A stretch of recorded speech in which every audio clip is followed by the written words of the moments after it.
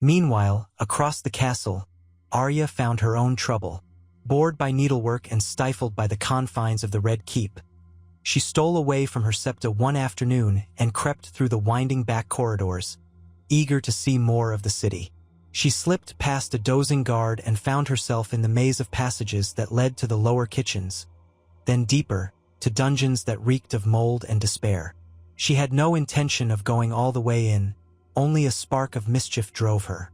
But as she crept, she overheard voices through a grate in the stone, speaking in hushed, urgent tones. She heard fragments, Targaryen wedding the Dothraki, and the boy in the north. Her blood chilled. At the mention of the boy in the north, she immediately thought of Jon. Pressing her ear to the grate, she could barely make out two voices. One she recognized as Varys's soft murmuring. The other was unfamiliar, a heavy accent. They seemed to be discussing the possibility of an heir. If the Khal invades, and the Targaryen child remains in Westeros, the king will panic. Arya strained for more, but a rat skittered nearby and squeaked. One of the voices fell silent, and she heard movement as if they were parting ways. Quickly, Arya backed away, heart racing, nearly tripping over her own feet. Scrambling up a winding stairwell, she emerged near the training yard, breath coming in shallow gasps. She had half a mind to run straight to Jon and tell him what she'd heard, but something in her father's repeated warnings echoed in her mind. Telling too much to the wrong person could be lethal. Even if it was Jon, she wasn't sure what exactly she'd heard, and she feared that repeating it might cause him greater worry or lead to hasty action. She resolved to keep her ears open and gather more information before deciding whom to trust. That same evening, a messenger arrived from the Riverlands with an invitation for Ned to attend a tourney at Harrenhal, commemorating the end of the Greyjoy Rebellion a decade ago.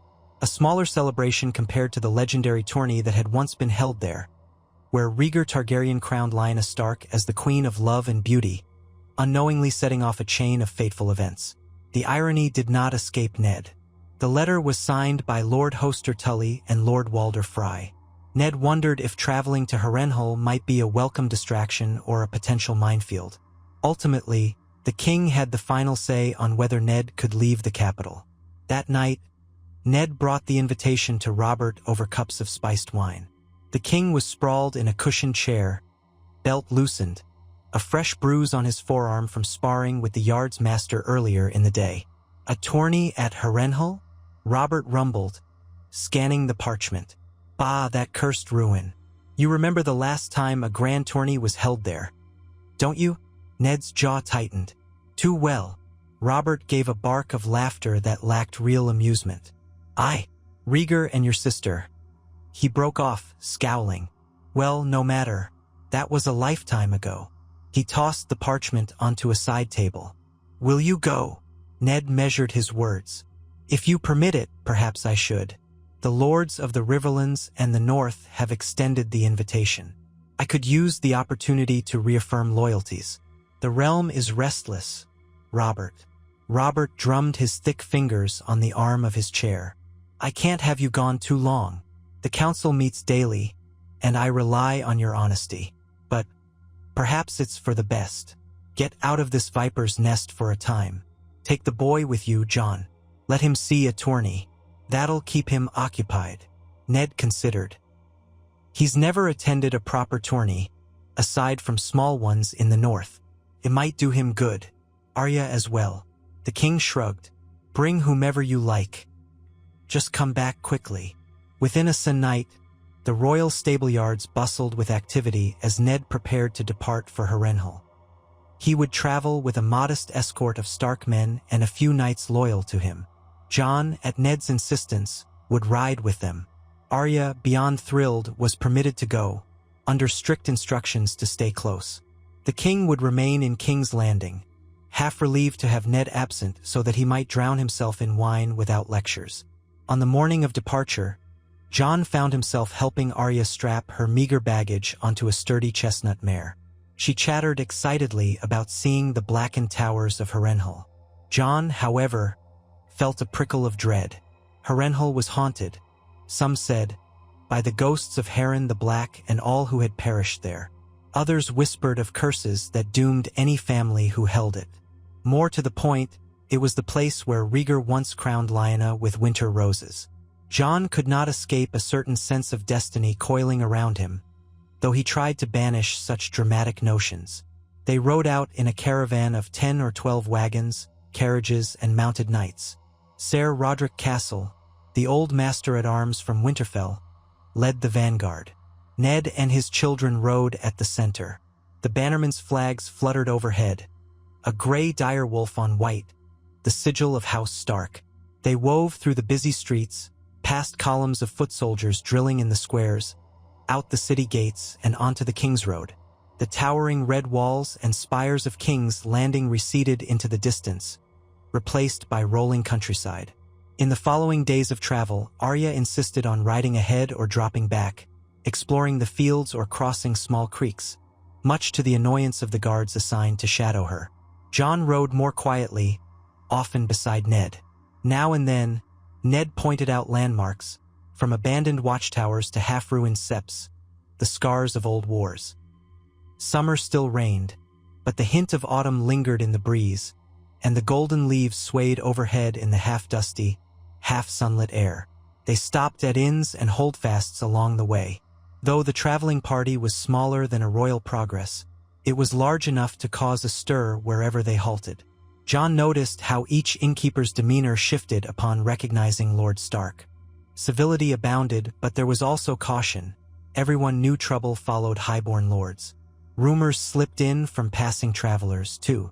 Whispers that Lord Tywin Lannister was unhappy about the realm's debts. Whispers that ships bearing the Targaryen sigil had been spotted in the summer sea, though no one knew if it was true. Jon listened silently, feeling as if the entire realm hummed with tension. Finally, after many days on the road, they crested a ridge overlooking the God's Eye, an immense lake glimmering in the afternoon sun. Beyond its waters rose the looming, charred outline of Harrenhal's towers, reaching claw-like toward the sky. Though battered by time and dragonfire centuries past, the castle remained an imposing edifice of blackened stone. Even from this distance, it looked huge, the walls swallowing the horizon. Arya murmured, "It's massive, bigger than I imagined." Jon nodded. A ruin, but formidable still. Ned urged his horse forward. "We'll make camp outside the gates tonight. The Lord of Harrenhal, whichever family holds it now, will host the main event in the lower courtyard, I suspect. We'll arrive in time for the opening ceremonies." As they drew closer, the dark silhouette of Harrenhal took shape in stark detail. Towers like melted candles, half collapsed from dragonfire in Aegon's conquest. Walls that could have housed thousands, now echoing with ghosts. Still, a portion of the castle remained usable. Smoke drifted from chimneys, indicating that some lesser lord had the means to maintain part of the keep. Indeed, as they neared the main gate, a cadre of armed guards in the colors of House Went, an old house once famed for hosting a grand tourney here, stood ready to receive them. But the overlordship had shifted. The castle was currently under the guardianship of a minor retainer sworn to the Tullus, though rumor said Lord Peter Baelish had some claim or interest.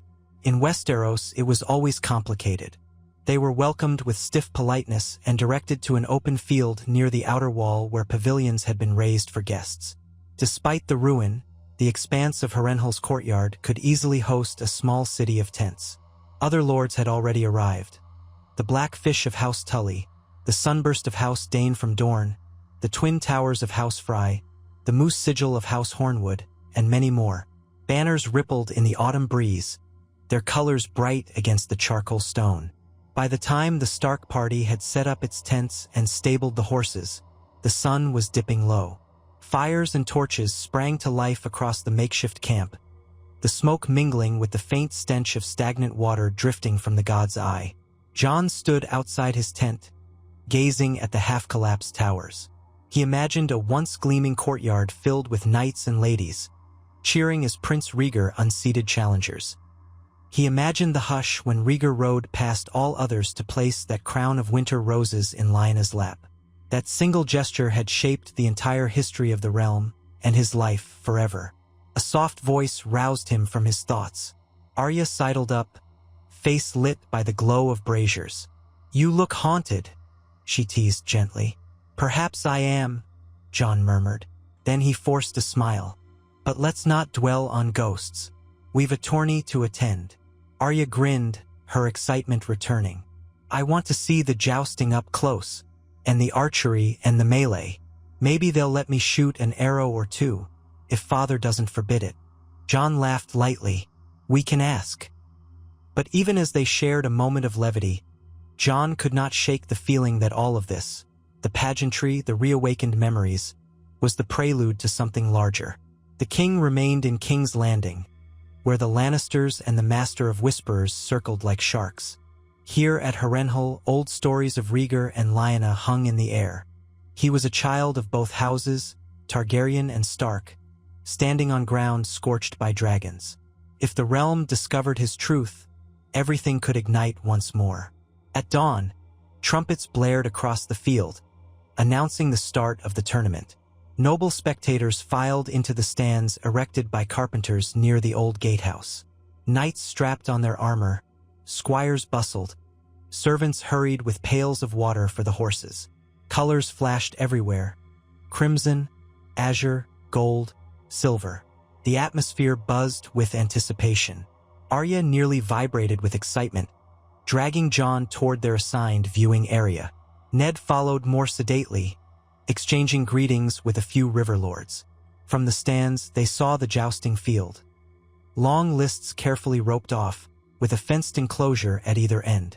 The first challengers were minor knights, crashing lances for honor and the chance at modest prizes. The crowd cheered politely, though the real excitement would come later when the more famous warriors took the field. Jon watched intently, admiring the precision and skill.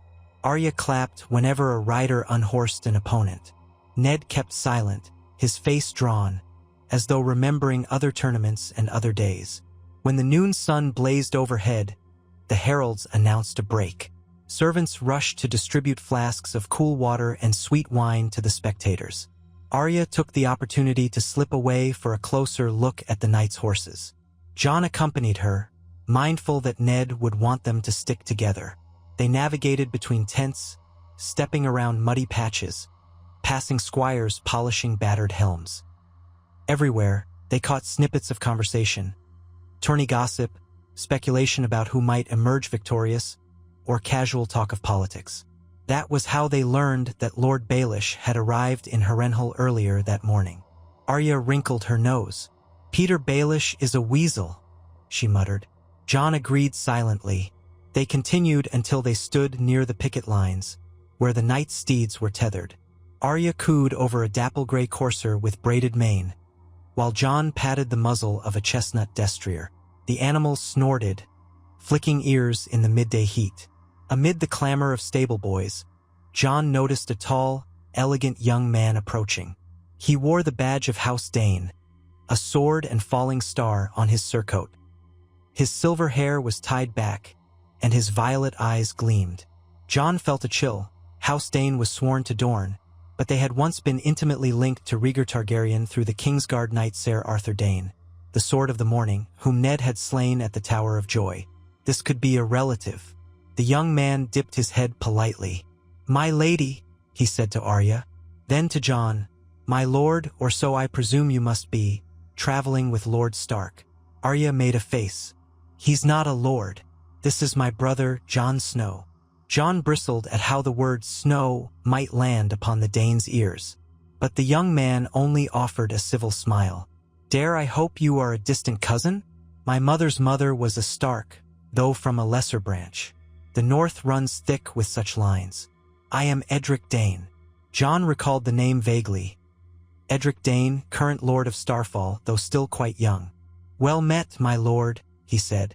"You ride in the lists?" Edric's face lit up. "I do, though I'm no Ser Arthur." A hint of sadness flashed in his eyes. Jon wondered if Edric knew who had killed Arthur Dane. He must. "Still, I hope to do House Dane proud." Arya, thoroughly bored by polite niceties, seized on the name Arthur Dane. Ser Arthur Dane was the greatest knight who ever lived. Father said so. He had donned that great white sword, He died protecting Prince Rhaegar, didn't he? Edric's expression tightened. He died at the end of the rebellion, yes. His gaze flicked to Jon, a fleeting wariness there. At the Tower of Joy, against Lord Eddard Stark and his companions. Jon's heart pounded, but outwardly he remained calm. I've heard the stories. Ser Arthur was by all accounts a paragon of chivalry.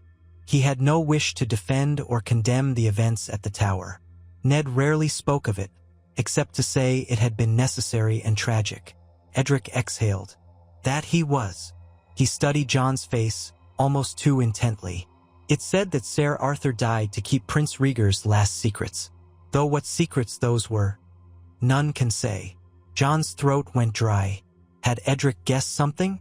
Or was it simply the rumor that Rhaegar's child with Elia Martell had been spirited away? So many tales circulated about that period. Arya looked from one to the other, sensing tension. Jon managed a neutral nod. War is full of secrets and tragedy. Yes, Edric agreed softly. Then he cleared his throat, as though shaking off the mood. I must return to my knightly duties. Good day to you both. He bowed and strode away. Arya watched him go. He was odd, but polite. Jon let out a breath. He's from Dorne.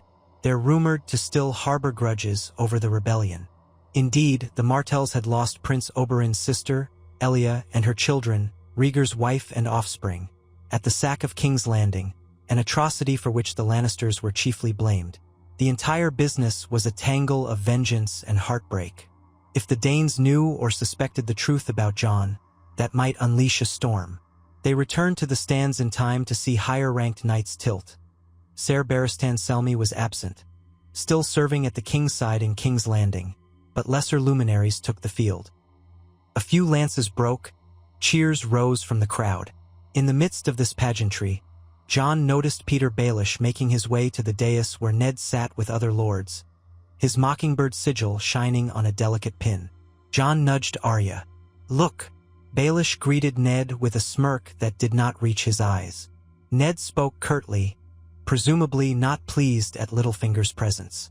Then, to Jon's unease, Baelish's gaze swept the audience and settled on Jon himself. The little Lord of Coin gave him a sly half-smile before turning back to Ned. Arya frowned. I hate that man. Jon couldn't fault her feelings. He felt an inward jolt of alarm. Baelish's reasons for appearing here at Harrenhal, seemingly unannounced, were suspicious. Perhaps he sought new alliances or intended to whisper rumors where they might cause maximum damage. Jon scanned the stands, searching for other watchers, half expecting to see Varys as well. But the spider was presumably still in King's Landing. As the afternoon progressed, Ned signaled for Jon and Arya to join him in the dais. They carefully skirted the crowd, climbing the wooden steps. Ned rose, inclining his head slightly in greeting. I see you found the stables, he remarked quietly, glancing between them with mild exasperation. Don't wander again without telling someone. Arya nodded, chastened. Jon scanned the faces gathered around Ned. Among them were Lord Frey's brood, some 4 or 5 sons of varying ages.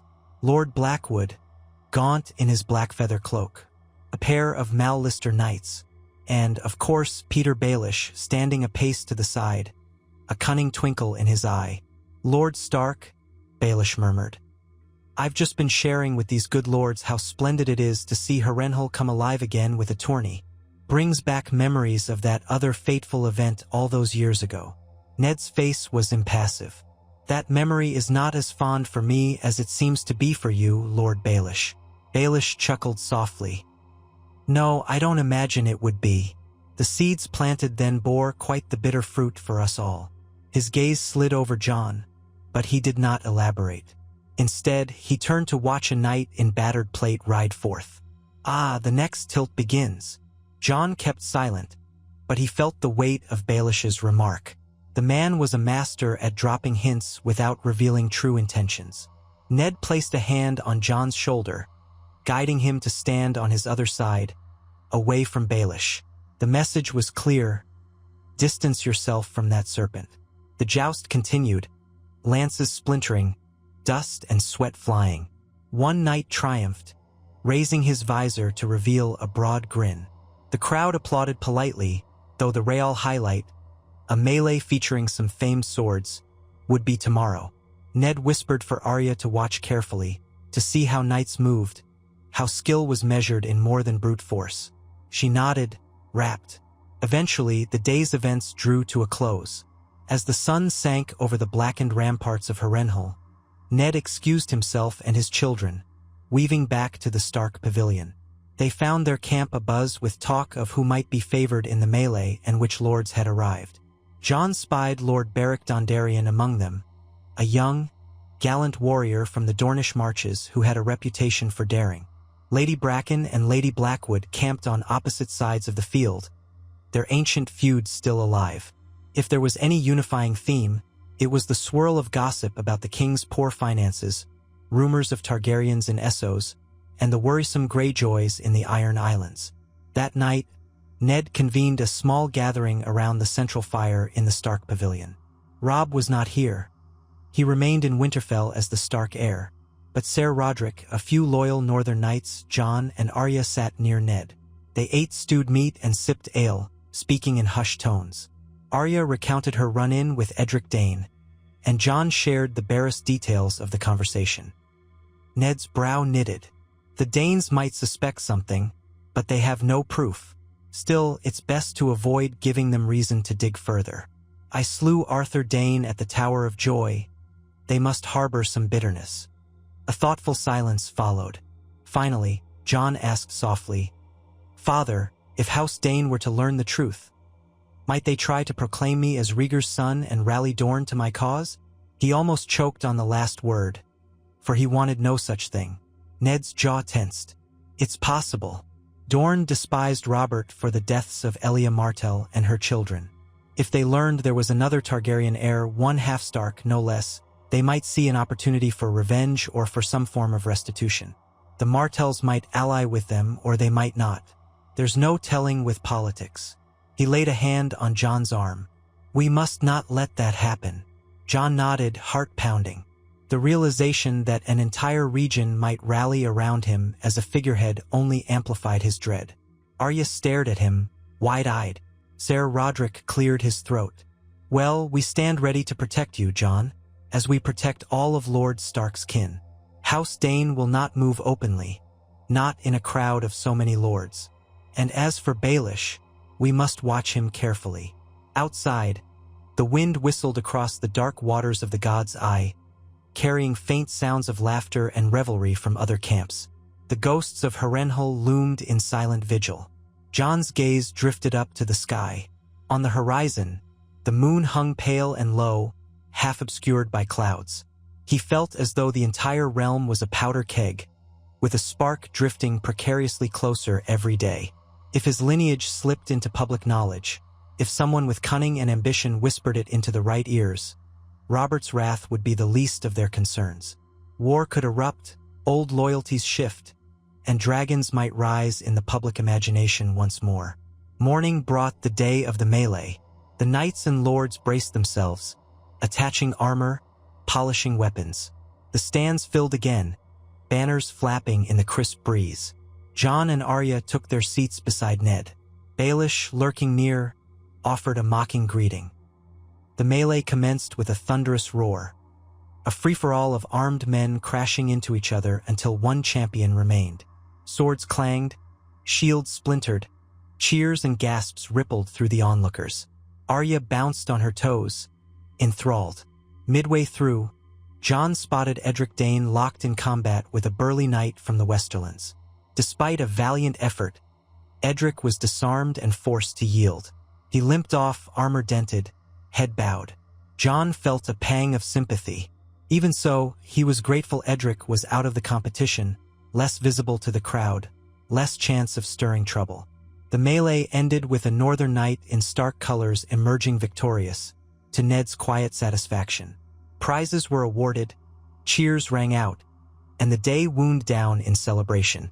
Feasts sprang up around the camp that night, with lords, knights, and small folk alike reveling in the aftermath of the tourney. Harrenhal's grim walls stood witness to rare merriment. Jon found a moment of quiet at the edge of the lake, stepping away from the flicker of torchlight. The waters of the gods I lapped gently at the shore, reflecting the moon's pale glow. He breathed in the cool air, thinking of how different life had become since Ned first revealed his parentage. The illusions of his youth, that he might take the black and escape shame, had been shattered. Now he was entangled in a destiny neither chosen nor desired. Lost in thought, he did not hear footsteps until they were nearly upon him. He turned to see Edric Dane once more, helmet in the crook of his arm, hair hanging loose around his face. The Dornish youth inclined his head. Jon Snow. Jon's hand went to his sword out of reflex, but he eased it when he saw Edric was unarmed. "Lord Edric, I trust your wounds are not too severe." Edric shrugged, a bruised shoulder and a battered pride. "I'll live." He paused, then drew closer, voice low. "Listen, I wanted to say something. I've heard whispers. Whispers that you might be more than Ned Stark's bastard. Whispers that your father was someone else. Possibly. My uncle knew something about it. Arthur Dane." Jon felt his blood chill. He forced his voice to remain steady. "Those are only rumors." Edric watched him carefully. "I assumed as much. Yet the rumors persist, especially among those who recall the Tower of Joy and my uncle's final stand. They say he died defending something or someone." Jon clenched his jaw. "If you want to start a war, spread that rumor. But if you care for peace, you'll let it die." Edric's eyes flashed with a mix of curiosity and caution. "You speak as if it's the truth. Tell me if you truly were." He stopped himself, glancing around to ensure no one was listening. "If you were Targaryen by blood, do you not think the realm might be better served by a king who carries Stark honor as well?" Jon hissed softly. "I have no ambition for crowns. I don't want a throne. I want my family safe. If you have an ounce of sense, you'll say nothing. The realm would tear itself apart." Edric studied him for a moment, then nodded. "I don't wish for war. House Dane has seen enough blood. But I had to know what kind of man you were in case it came to it. You have answered." He sighed, a weight seemingly lifting from his shoulders. "I'll keep your secret, if you swear you mean no harm to House Dane or to Dorne." Jon relaxed fractionally. "I swear it." A smile, faint but genuine, touched Edric's lips. "Then farewell, Jon Snow. May the gods watch over us both. In these times, I suspect we'll need their mercy." He turned and disappeared into the darkness, leaving Jon alone once more. When Jon returned to the Stark pavilion, Ned awaited him by the fire, posture tense. As soon as Jon walked in, Ned's gaze snapped up. "Where have you been?" the Lord demanded. "I was about to send men searching." Jon swallowed. "I needed air, father. Lord Edric Dane found me."